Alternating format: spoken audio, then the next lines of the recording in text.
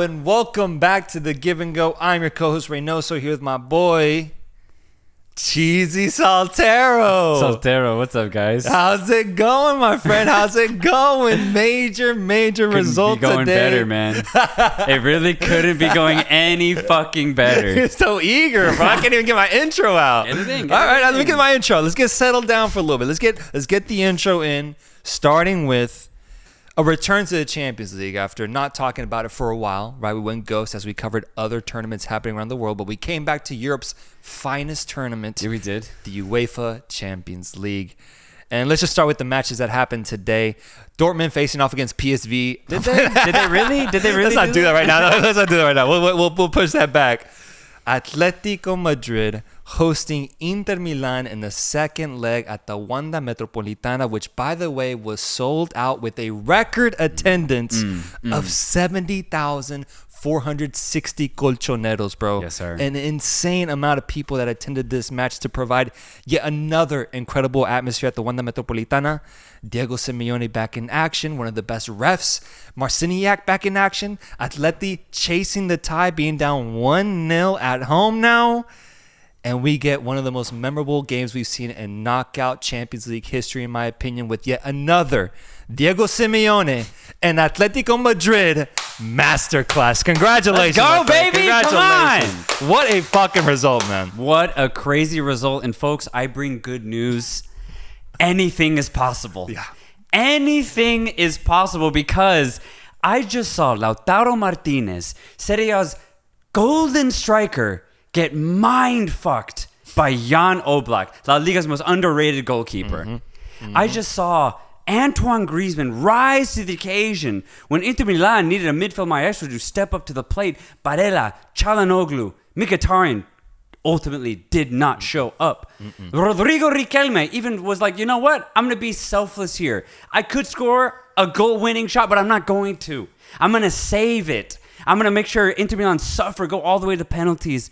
Inter Milan got Metropolitano, bro, because when Martinez skied that last penalty, all he could do was curse the Spanish soil in which he was playing on. Yep.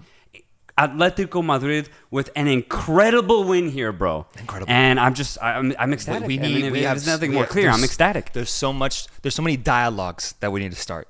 The dialogue of Lautaro Martinez crumbling in moments of pressure, now becoming a very, very scary pattern, bro. Despite how well he's playing in the league, the moment the bright lights are on him, we see one of the worst penalty kicks I think I've ever seen in a long time, bro. The way he skied that shot, it's still flying its way out of fucking Madrid, looking to go back to fucking Italy, bro. What a horrendous penalty really shot bad. there. No, really, really bad. That's a dialogue that needs to be started there. A dialogue of Diego Simeone never losing a home match in the Champions League knockout stages continuing. That is fucking insane, bro. That's pretty crazy. Fucking insane. And then another dialogue of Atletico Madrid from 1958 to 2013, only making 5 UEFA Champions League quarterfinals. From 2014 to 2024, 10-year span, 7 UEFA Champions League quarterfinal appearances. The transformation has been absolutely incredible into one of Europe's elite clubs at the hands of Diego Simeone, but also at the hands of these tremendous players that stepped up. You already named them, bro. You already went through them in a way that so many people did not expect. Yeah, and that last point, I really want to kind of double down on that because it is why Diego Simeone's job will never be at risk. As long as we give him a contract, it does not matter how poorly Atletico do in La Liga. They always show up in some form or fashion, whether it is in La Liga, and if it's not, we show up in the Champions League. I mean, Liverpool were actually victims of a weird Atletico season, and then we ended up knocking them out, and they had just come off of a finals appearance the year before, and the same thing happens here. Inter Milan, the runners-up of last year's Champions League edition, getting knocked out in the round of 16 against lowly fourth place Atletico Madrid, man. It just doesn't get any sweeter to my ears being able to say that because, I mean, future Serie A champions this year, losing to Atletico. Crazy. And I actually want to go into that idea here because, honestly, and this is actually unbiased here, Inter Milan messed up. Would you call it a choke job? Because I was thinking about this watching it. Yeah, they messed up. I don't know if I call it a choke job, but I just do think they underperformed. They underperformed, heavily bro. underperformed because in that first match in the San Siro, they proved that they were the better team. They dominated possession. Mkhitaryan and especially Nicolo Barella found so much joy in the midfield and also finding pockets of space going forward offensively. Atletico had no choice but to just sit back and absorb all of Inter Milan's pressure. But this fixture, the second leg in the Metropolitano, was the inverse of that game. But I do think that it's a mixture of really poor performances from Inter Milan and possibly bad coaching, man. Because there were some instances where Inter Milan just didn't look like they wanted to go forward. But the thing is, Atletico's not the Atletico of old where we're very stout defensively. Yeah. We have leaked a ton of goals this season. That's where Inter Milan really messed up in this match. Even though Atletico did really well to press the situation, get a lot of possession, and attack Inter Milan, we had to. Inter Milan should have done the same thing. Yep. But they didn't. They sat back and absorbed pressure just like Atletico did in that first game, but that's a mistake. Atletico are not as strong as a lot of people think defensively. That cliche is honestly over in my opinion. And whether it's Inzaghi getting it wrong, the players getting nervous, I'm not sure exactly what happened, but I think Inter Milan had a really bad game today. And all things considered, I think this is very disappointing if you're an Inter Milan fan. 100%, man.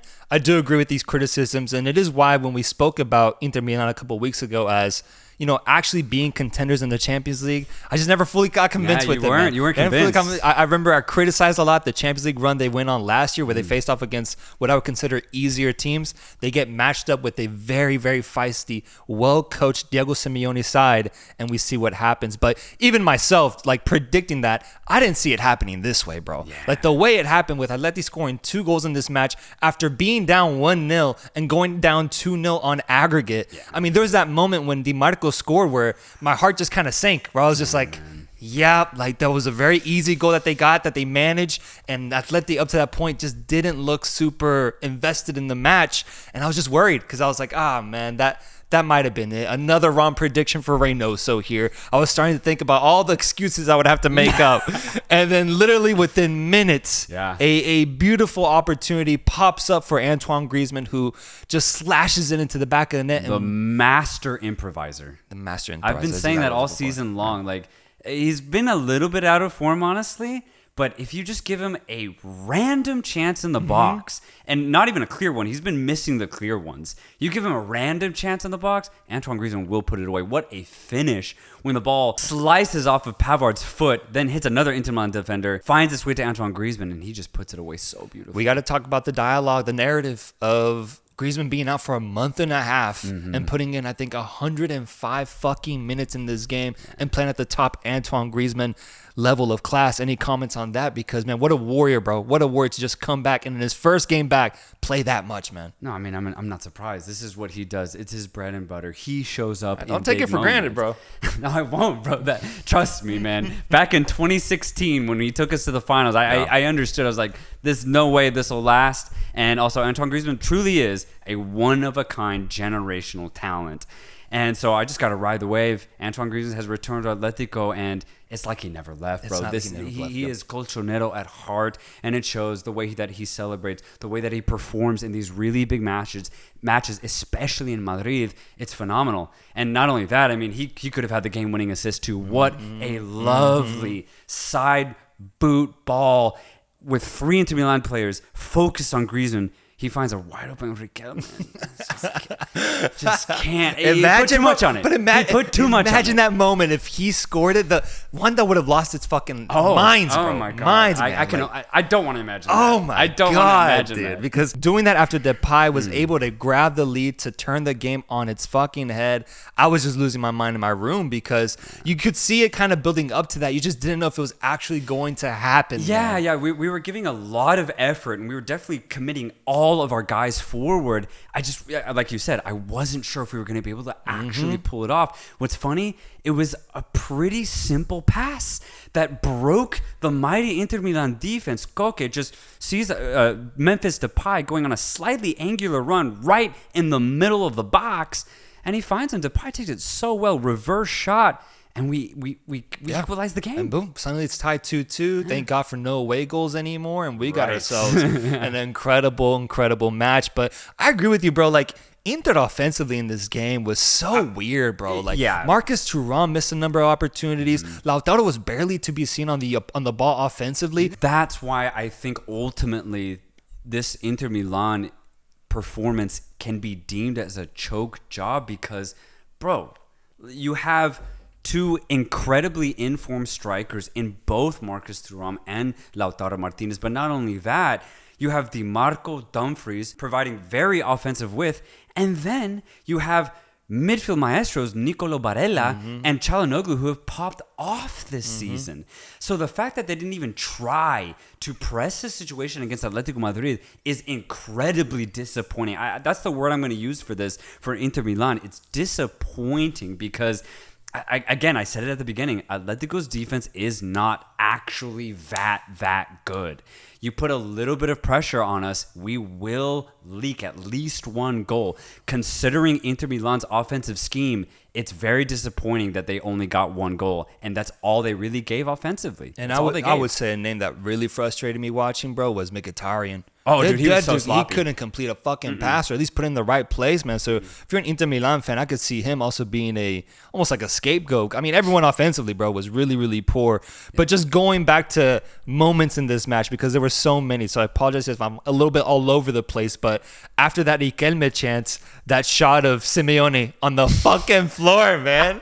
On the floor. A meme has been birthed for the following ages, man, with Diego Simeone just showcasing his passion once again by laying completely, planking 180 degrees on the floor, man. There was no angles.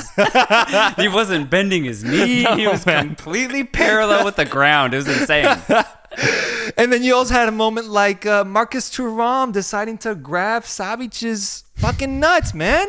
What the hell was that about? That's some European shit, I'm sure. I guess, bro. But even I'm surprised that wasn't reviewed. Like, should that be deemed a red card, or should you just get a slap on the wrist for grabbing another person's private parts? I feel like slap on the wrist. I feel like it's unmarked territory. Refs wouldn't know what to do. Yeah, because it just doesn't happen, It bro. just doesn't It happen. just doesn't happen. Marciniak masterclass? I think he made one mistake. It was, maybe an extra time? I honestly forget, but it was actually it helped us at the end of the day, but that was it. But this is why I love European refs, because for the most part, all of the refs outside of UEFA in very big moments make a lot more mistakes. Whereas the finest refs usually come from Europe, and in a boiling pot like the Metropolitano, the fact that he made one mistake over 120 minutes, that's a masterclass. Oh, 100%, man. 100%. And even as a ref, I think you should be allowed to have like 2 or 3, honestly. Exactly. And still be considered elite, because it's tough to ref a match of that magnitude with that type of crowd, with Diego Simeone on the sidelines, with these Inter Milan players barking at you. Like, it is tough. And so I give him a lot of credit because I thought he was great. I thought he was great overall. But the game goes on, plays itself out in extra time, and we see it go to penalties. How were you feeling once you saw it go into penalties? What were your thoughts and just overall expectations? To be completely honest, I thought we were going to lose the penalty shootout. Seriously, because when I looked at Inter Milan, I was like, okay, these guys seem to be better in front of goal in comparison to the Atleti players that were on the pitch. So I just said, all right, they're going to put their chances away. But stupidly, I forgot the power of Oblak, man. I really did. Oblak. Coming up huge, 2 saves, and then getting in the mind of Martinez on that last shot. Ultimately, 3 saves, in my opinion. Oblak won us this penalty shootout, and we're going to the quarterfinals because of him. I would actually say that it was a high-level goalkeeping performance from both sides. Jan Sommer almost guessed every single penalty, too. Yeah, There was one where I think he got it completely wrong, but the rest, he guessed it right. He guessed it right, and they all forced really high-quality shots from the players that were shooting against them. So Oblak getting, I think, 2 saves in this one? 2 saves. 2 saves. Just really big-time moments for him, a goalkeeper that deserves all the credit and tends to go underrated in Europe's radar of goalkeepers. Guiding Atleti in this penalty shootout to make it to the quarterfinals and join this stacked crop of teams waiting for them in the next round. I just pray we don't get Manchester City and, honestly, yeah, that's it. I just pray we don't get Manchester City Maybe Bayern I'm a little scared of, just cause, they have a lot of quality on the pitch. Kane wouldn't forgive those chances that right. Thuram forgot. That's what I'm saying. Like, defensively, we'll definitely be exposed to a team like Bayern. So I say no City, no Bayern. I'll take anybody else. Imagine Dortmund. People are looking at Dortmund like, what the fuck are you doing here, man? The thing is, I would love that. But beyond that, I think what's even more important, though, is if the second leg is at the Metropolitano. I think we would, personally, just the way we've been performing, I think we would waste a first leg at the Metropolitano. Going on the road in the second leg at this stage, I don't know if I see Atletico winning, to be honest. Not the way we did today. Looking at the quarterfinal finalists, we have Arsenal, Barcelona, Real Madrid, Manchester City, Bayern Munich, Dortmund, Atletico Madrid. 0 underdog stories here, and I'm actually excited about that because these are just 8 of Europe's top teams, maybe excluding Dortmund, but you got some big clubs, big names representing some of the most storied clubs in all of world football going at it. I'm actually very excited now for this next round because, the Portuguese teams are out, the Dutch teams are out. It's just Europe's finest right now, and if we could just replace Dortmund, no offense, with Liverpool, bro, this would be the 8 best teams in Europe, man. Yeah, that'd be crazy. Like, even Madrid, I'm actually happy they're here because there's always that legacy that they bring to the Champions League. So whoever faces them, it's not going to be an easy task. And if you do beat a team like Real Madrid, then you get that over them in the quarterfinals. That's huge. And you book your ticket to a semifinals. Like, this draw is going to be huge because even with the best 8, there's some disparity between them. Like, PSG's, for as good as they have been and the players that they do have at their disposal, there's some holes to be infiltrated. Same with Atletico, man. Like, we have players like Antoine Griezmann. We have finishers like Depay, Morata. But at the end of the day, there's holes to be exposed for Atletico. So this is gonna get messy for sure. This is gonna be 100%. The draw is gonna be so important for a certain number of teams here, man. The matchups, man, get me so excited. Like, could we get, Barcelona, Arsenal, Real Madrid, Arsenal. We don't see that matchup, man. But Atleti, personally, from a neutral perspective, I'm down to see them against anybody. I don't care. Because for a neutral like me, it's so entertaining seeing Atleti play in these big European matches. They can find a way to make it close in almost every single matchup. Absolutely. Probably Man City would be the one that would expose them the most, but still, man, I would love to see it because even when they did face off against Man City a few years back, I remember Felix had a really good performance and they managed to make it somewhat fun. So for me, so many of these matchups, man, like we could see some really good football in this next round that is truly, truly exciting for us fans of the sport. Yeah, and there's some really cool stories. Arsenal, for example, beating Porto on penalties. Let's talk about it. Thus marking themselves into the quarterfinals for the first time since 2010. It was 2010, right? Yeah, it's over a decade, bro. man. That's over a decade. I had forgotten how long it had been for bro. That's a long time, man. And the fact that they squeaked by just like Atletico, it shows the margins even against weak teams. Inter Milan saw it against Atletico. Arsenal saw it against Porto. Once you get to this stage, a lot of quality in your domestic league kind of goes out the window. Yeah. Things get crazy. And they made the Champions League final in 2006, lost to Barcelona 2-1, and that was the last time they made it that deep into the tournament. God damn. So yeah, they're returning, man. They're returning, and finally they were able to win a knockout round game because they had a string of, I think, 6 or 7 losses in a row in the round of 16 of the Champions League where they weren't able to make it into the quarterfinals. But this game in of itself, the Arsenal FC Porto match was unreal because the Emirates, man, just with that hope, with that optimism of making it back into the quarters. But you had an FC Porto team who I think tactically approached this game as well as they possibly could, considering the talent that they had in comparison to Arsenal's, man. And you had guys like 41-year-old Pepe putting on an absolute masterclass once again at the highest level of European football. Ultimately, I'm glad that Arsenal went through because they were the better team. But man, Porto found every single way to make this a close matchup. And what made the game so fun too was that there was an element of trash talking between both managers prior to the game and afterwards. And I want to read some of the quotes here because you hear some of this? Yeah, man? bro, it's Good actually Lord. crazy, man. Porto manager Sergio Conceição says Arteta turned to the bench during the game and insulted my family in Spanish. I told him that the person he insulted is no longer among us. Let him worry about training his team, which has more than enough quality to play a lot better. So he throws a little slide at him for saying, and I remember in the first leg, Arteta criticized Conceição for how his team played, saying that they weren't they didn't come prepared to play against Arsenal and instead chose to play a very, what he would consider dirty, dark arts type of game. Yeah. But Conceição responded and said, Arsenal came to play, we came to win. And they got the 1-0 result. And so ultimately, man, I'm actually on Conceição's side because this stuff about the dark arts, man, like, I'm all for, like, just winning. And prioritizing that. I don't care how dirty it gets or how ugly it might be. If you get the result, man, I'm going to give you credit for that. Even if you do have the better talent on the pitch, if you got the better talent, you got to be able to counter those dark arts types of approaches. And Arsenal ultimately couldn't in that first leg until finally Odegaard broke the deadlock in the second one. Yeah, it's so interesting because you think about the teams that Arsenal play in the Premier League. When teams decide to utilize the dark arts, it's never to a really successful effect.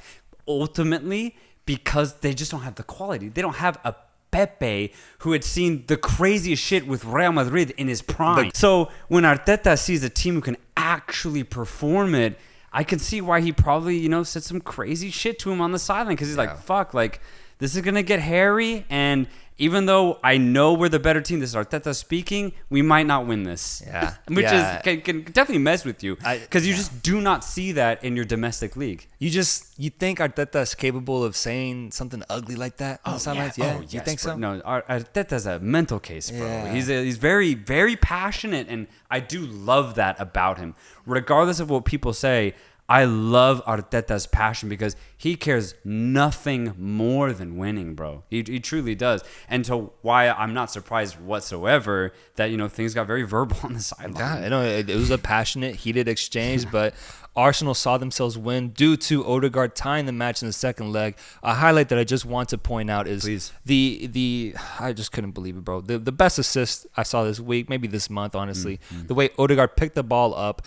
Porto up to that point was forcing Arsenal into some really tight spots and really tight spaces, and honestly they couldn't find the gaps for the majority of the game. But suddenly, off of a ricocheted ball that fell at Odegaard's feet, he gets by one player on like a really nice jab type of move, scoots over to his left and then creates more space once again with another defender stepping up on him, and then feeds a perfectly weighted and placed pass to Trossard, who then finishes it off with a really, really good, clean finish, I think, in between the keeper's legs into the bottom right corner. It was truly a moment of magic from both of these players, but a moment that to me was one of the best in Odegaard's career, because when you think about the moment, when you think about the pressure on him to be the creative outlet for this team, he's done it against weaker sides, but he's never done it in a situation just like this one, man. So I lost it, bro. What a moment and what an awesome play by Martin Odegaard. Yeah, an insane moment, not just for Odegaard, but for Arsenal as a whole. But it kind of gets me very excited for this next stage because honestly, I hear a lot of people saying that Arsenal don't really have a chance to get past the quarterfinals no matter who they play. But I think it's a play like that with Odegaard and Trossard that honestly prove the opposite.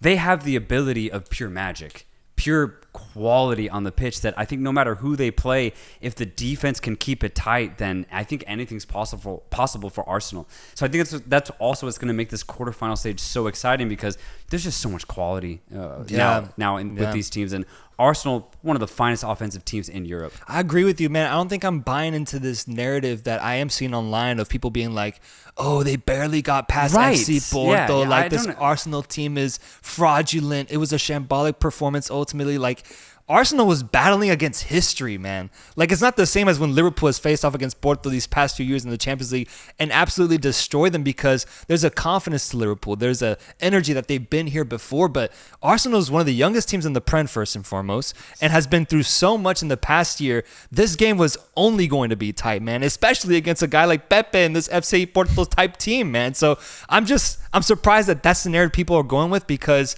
I think now that Arsenal has gotten this really important victory here, an emotional victory to go to the quarterfinals, like, I think that element of magic is going to get heightened up more, and it's going to make for a very competitive side no matter who they face because they've already faced against Manchester City in the league. They've already faced against the levels of Liverpool, for example, and beat them 3-1 a few weeks ago. They have the talent to face off against anybody now, and that's why I really want to see them face off against a La Liga team specifically. Give me Arsenal, Barcelona, give me Arsenal, Real Madrid, or give me Arsenal, Atletico Madrid, because I just haven't seen it. I haven't seen them go up against a Spanish team team in this type of stage. Oh, that would be so dope.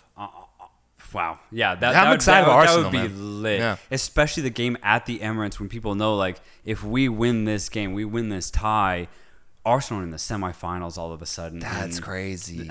That's crazy. That is crazy. You know, we kind of said at the beginning there's no underdogs, and there isn't, but Arsenal could be definitely deemed that because one thing they do completely lack at this stage is experience. They just have never been, this crop of players, this coaching staff has never been in a situation like a quarterfinal stage of the Champions League in Europe. So yeah, no matter who they draw, bro, it's gonna be nuts for Arsenal. Yeah. It's gonna be nuts. I'm rooting for Arsenal, man. I hope they go deep because Low key, same. Arsenal goes deep. That means more games. That means more pressure. That ends up guiding Liverpool to the Premier League title. That's my only motive here, bro. It definitely could. Absolutely, it could get in the way, man, because that's a lot to deal with in these last stages of the Prem and the Champions League. But regardless, 100%. Here's to Arsenal potentially pulling off something crazy. The other two matches that we have left is Barcelona facing off against Napoli and Borussia Dortmund against PSV Eindhoven. Barcelona and Napoli was really interesting because they were tied going into this match at the Camp Nou. And it was just interesting for me to see, like, how does this Barcelona team step up? Do they step up? Or how does Napoli respond after getting a tie at home? Both these teams I consider pretty average, honestly, in the grand scheme of the Champions League leading up to this point.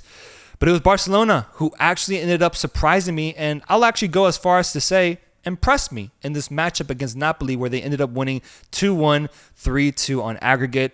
I mean, the headlines, we all know them. 16-year-old Lamine Yamal guiding this team and 17-year-old Pau Cubarsí in the back line guiding them as well from a center back position. Yep. That's an incredible feat. No matter what the context of this Barcelona might be, the fact that such young players can play such an important role for a team that qualifies to the quarterfinals of the Champions League, I do think is really remarkable. And I think taking into the fact that they were without Gavi, they were without Pedri, without De Jong, without Keita Balde, I'm impressed because they have faced a lot of adversity this season, and most of the time they've fallen a little short. And we've criticized Barca a lot this year. Absolutely. But I'm gonna give them credit for this win because despite maybe the lower level of Napoli, it was still a very high stakes, pressured moment.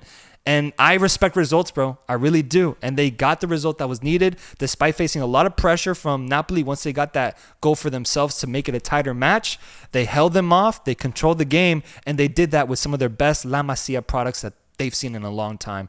Credit to Barcelona. It's a massive, massive result. And honestly, in my opinion, I do think it's going to end up being the highlight of their season because I don't think I see them doing the same thing in the quarters. Yeah, very interesting. So I did not catch this game. I've been in Asia for the other Champions League over there. So I have one question then. Did Barcelona truly look convincing then in the win, or was it also a mixture of Napoli just being Napoli this season? It's a mixture. It's a mixture. Okay. Yeah, a mixture. Good. But I just don't see it overall, like the product that Barcelona offers, the thread, I do think the level of competition in Napoli comes into play here. They didn't look motivated at all. Like this Napoli side looks like a shadow of the version that we saw last year win the Serie A. I saw a Barcelona team that was figuring itself out and managed to do it over a 90-minute spell, but nice. I just didn't see one that in the long run of this Champions League season will be able to compete against the top teams. They'll be good. They'll be feisty. I could see them keeping games really close, but I don't think I see them in the Man City, Bayern, Real Madrid, Arsenal echelon like at all. Yeah, and separate from Champions League games, watching a lot of La Liga, I basically have the same take on Barcelona. An insane amount of talent, especially in the youthful departments. But yeah, I think they just have a little bit more to build on. Also, like Xavi Hernandez as a coach has looked so stressed this year. Stressed. I think there's talks that he's probably going to leave at the end of the season too. He is. Yeah. And so like what does that mean for Barcelona going forward? I think it definitely affects their team now. I just don't think a team in that type of state having a relatively to them poor season in La Liga, how can they really go beyond the quarterfinals? I think honestly, getting to the quarterfinals for this Barcelona team is actually a major win. That's what I'm saying. Yeah. I think it's a major win and something that honestly I don't think a lot of Barca fans expected given how the season has panned out. Gundogan was amazing once again, 33 years old, absolute rock star in that midfield. Yeah. Despite the chaos happening around the team, he is always so calm and composed. But yeah, I think a quarterfinal appearance here is is really good for them. And the thing is, I mean, someone has to draw Dortmund. I keep shitting on Dortmund a lot. They're not that bad, but they're not that bad. But there is an element of there is a chance that they get a favorable draw and they could find themselves in a semifinal. And once they're in that deep, then what are you gonna do? They have a shot at getting to the final. If Barca get Dortmund, that means 4 other teams are getting fucked. It'll be brutal, bro. The matchups will be brutal, bro. Oh my god, that happens. Oh my god. And speaking of Dortmund, the last match to highlight here is Borussia Dortmund facing off against PSV Eindhoven. The only reason this matchup interested me so much was because from the Dutch perspective, PSV is undefeated in the domestic league right now. I think it's 21 wins, 4 draws, and they employ a good number of CONCACAF players. Ricardo Pepi, Tillman, Chucky Lozano. And in the past, they've employed a lot of CONCACAF players as well. So PSV has always been a somewhat likable Dutch side for myself. Yeah. And for Dortmund, I mean, we've been following them from last year and their journey that they went on, where they almost won the Bundesliga and then absolutely choked it away in one of the most mentally demoralizing showings I've ever seen on a football pitch. I was interested to see how do they respond to that the following year. They get drawn into the group of death in the Champions League with Newcastle, AC Milan, and PSG, and they find a way to make it out. Yeah. They find a way to make it out. And I remember at the beginning criticizing this Dortmund team and saying that they weren't going to be able to make it out. But then ultimately, they found a way out. I give them their props and their credit. But then I was like, I need to be convinced in the round of 16. I need to be shown that this Dortmund side has something different to offer in comparison to the Dortmund teams of the past, you could say like 5, 6, 7 years if you like. First game ends 1-1 in Eindhoven away from home for Borussia Dortmund, in a game that I thought was pretty evenly fought. And so here we have Dortmund hosting the second leg, which you yourself know is a very powerful feature and attribute, man. Yes, and that's my ultimate takeaway is it's also my analysis of the group stage. Dortmund have utilized their experience so well. And against a team like PSV, who has, a lot of new faces who have never really seen the Champions League, I think it showed. Yeah, and I think that there's just a clear limitation to Dutch teams. Even when they're super, super good and going on historic runs within the Dutch league, you put them in the European context. I mean, Ajax of 2018 was the only anomaly that was able to make it to the semifinals. Outside of that, there is a limitation. And German football is just always going to be better, especially when you have a team like Dortmund that does have that experience and does have those key players that can step up in major, major moments, which is funny because the player that stepped up for them today was none other than Wonder Kid. Jadon Sancho. Jadon Sancho, a man who was benched throughout most of his Man United tenure under Erik ten Hag, gets sent over back to Dortmund to hopefully return to his incredible form that he had in the German league. And he scores today a wonderful outside the box goal, hitting that bottom left corner to give Dortmund the 1-0 lead. Erik ten Hag in shambles. Yeah, I think it was Sancho's first UEFA Champions League goal since he was like 17 or 18. Like since he was like really young for Dortmund. And I mean, it just kind of shows you how his career has gone since he left. But yeah, he's kind of back. He's kind of back, bro. I mean, there were moments in this game he had some crazy skill on the ball, and we know that he's been capable of that. But it's just like it's a matter of confidence for him. And when he knows that the coach fully believes in him and the fan base is right behind him, I think Sancho is going to really enjoy his time back at Dortmund, because what I saw today on the pitch was really positive from him. The story of the game, though, wasn't so much about Sancho scoring and giving them the league. It was about PSV's chances, man. The amount of chances this team had, I think it was like 17. The amount of poor finishing from this PSV team was horrendous, bro. Horrendous. Luke de Jong couldn't find the back of the net. Chucky Lozano, for as much as I was rooting for him, I found myself heartbroken by how poorly he dealt with so many opportunities. Serginho Dest trying to get involved. Bakayoko on the right wing as well just couldn't make anything happen, bro. It was countless of opportunities, and PSV actually imposed themselves, bro. Like, they dominated the second half completely. And I could feel that goal coming with the opening of spaces that they had, the gaps that they were able to find. but they just couldn't put that final product in. They couldn't get that final goal. And I was just frustrated, bro. Frustrated at my computer watching this game and just being like, bro, come on, PSV. Like, this is your team. This is one of the best teams you've had in years. And you got a shot here at actually taking advantage of a Dortmund team that can be exposed. Oh, yeah. And they just fell short, man. So that's the narrative of this game and of this two-legged matchup. Dortmund gets through, but I don't think they were truly that convincing. And I think it's only because of the overall experience and, I guess, quality of players that they have versus the ones that PSV employ. That's the frustrating part. And I was fully aware of that with Feyenoord in my group stage with Atletico Madrid, because the midfield and defensive end of Feyenoord was fantastic. And then going forward, they had a lot of energy, a lot of dribble penetration. And then, of course, that Dutch football where the ball's constantly moving, it actually really hurt Atletico. And I remember that. But one thing they couldn't do was finish. And it's kind of plagued Dutch teams over the last couple of years, just the inability to have players that are truly clinical in front of goal. And I had the same feeling when Leipzig played Madrid last week, where Leipzig have such good midfield buildup, but do they really have the players up top to finish those very few chances that you'll get against a team like Madrid? The answer is no. And it's kind of the same thing. Once you get to a certain level for a team like PSV, to be clinical it's something that these players just don't really know, right? Because in the Dutch league, you know, you can get 10 goals a game essentially, like if you really wanted to, against certain teams. So being clinical, you're not really asked to be that. You're asked to be that against Dortmund in the round of 16. It's just tough. It sucks though, because you can clearly see there's a lot of quality in that PSV side. There's a ton. That's where the players that end up going to the Premier League, if they're there, that's when they shine. Like when Luis Suarez was back in the Netherlands during his tenure, and then he immediately went to Liverpool. That's when you get that. But that's the problem, is that those type of players, pretty rare.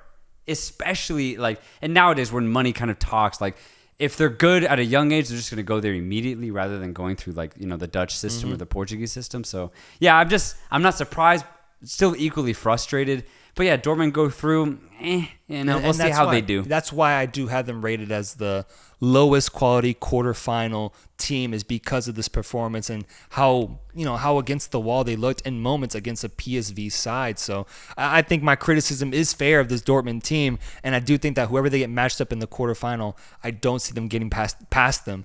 But if they do, bro, I mean, it's just gonna be a trend of them surprising me every single round. When I've voted against them and predicted against them, Dortmund would just continue to surprise me. I don't see it happening in the quarterfinals, but you truly never know. Oh no. For Dortmund, we can say, I don't know, man. bro. No, I don't know anymore, man. I think we can say. Any other team, I'm going to say, you know what, I don't know. But Dortmund, man, I think we can say this year. Let's say it together. Come on. What do we say? They can't get past the quarters. They can't. I'm looking at the teams. Yeah, There's no way. There's Barca, no way. Barca, they continue to get injured. Fucking PSG. UEFA will make sure that the draw doesn't happen. I'll say it. Dortmund ain't going through. They're not going through the quarterfinals. It's done. Their journey ends here, and honestly, just like Barca, it's a true highlight that they made it this far. Guys, let us know what your thoughts are on the Champions League matches that we've seen so far in the round of 16. We will have a Champions League draw reaction coming out this weekend once we find out these heavyweight matchups in Europe's finest tournament. We're down to the final 8 teams. Very, very exciting stuff. Let us know in the comments how you feel, and we'll catch you guys next time. Peace.